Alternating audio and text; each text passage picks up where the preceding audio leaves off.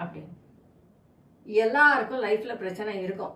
ஆனா அதுக்காக மூஞ்சிய தொங்க போட்டுக்கிட்டே இருந்தாலோ வருத்தப்பட்டுக்கிட்டே இருந்தாலோ பிரச்சனை எல்லாம் மாறி போயிடுமா? மாறாது இல்லையா? அதோட சந்தோஷமா இருக்கிறதுக்கு சிரிச்சுக்கிட்டே இருக்கிறதுக்கும் என்ன தேவை? நம்ம சந்தோஷம் நம்ம கிட்ட தான் இருக்கு.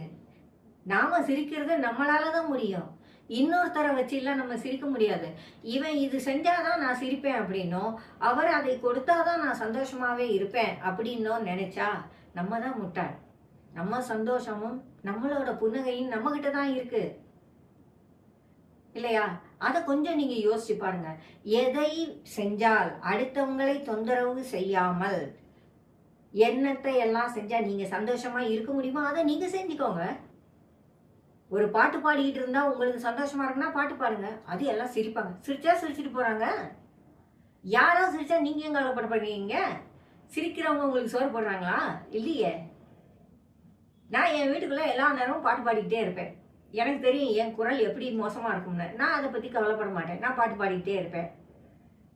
ஏன்னா அது என்னையே ஹாப்பியா வச்சுக்குது, என்னைய உற்சாகமா வச்சுக்குது. உங்களுக்கு நீங்க ஒவ்வொருத்தருமே யோசிங்க. முதல்ல துக்க முகமாய் இருக்கிறத மறந்துட்டு என்ன செஞ்சால் ஜாலியா இருப்பீங்க, சந்தோஷமா இருப்பீங்க. வெளியே போய் நடக்கணும்னு நினைச்சா போய் நடங்க. நான் வாக்கிங் போக ஆரம்பிச்ச புதுசுல என்கிட்ட கேட்டாங்க, என்ன தனியா நடக்கிறீங்கன்னு.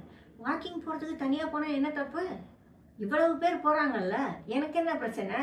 இல்ல கூட யாராவது துணைக்கு. எதுக்கு துணைக்கு வேணும்? காம்பவுண்டுக்குள்ள நடந்து போறதுக்கு வாக்கிங்க்கு எதுக்கு துணை வேணும்? தேவையே இல்லை. வெளியிலேயே நான் நடந்து போற ஆள் தான். அப்படி இருக்கும்போது எதுக்குமே அடுத்தவங்க என்ன சொல்லுவாங்கன்னு யோசிக்காதீங்க. உங்க சந்தோஷம் உங்ககிட்ட இருக்கு. நீங்க என்ன செய்யலாம்? புஸ்தகம் படிச்சா சந்தோஷமா இருக்கிறீங்களா? பண்ணுங்க.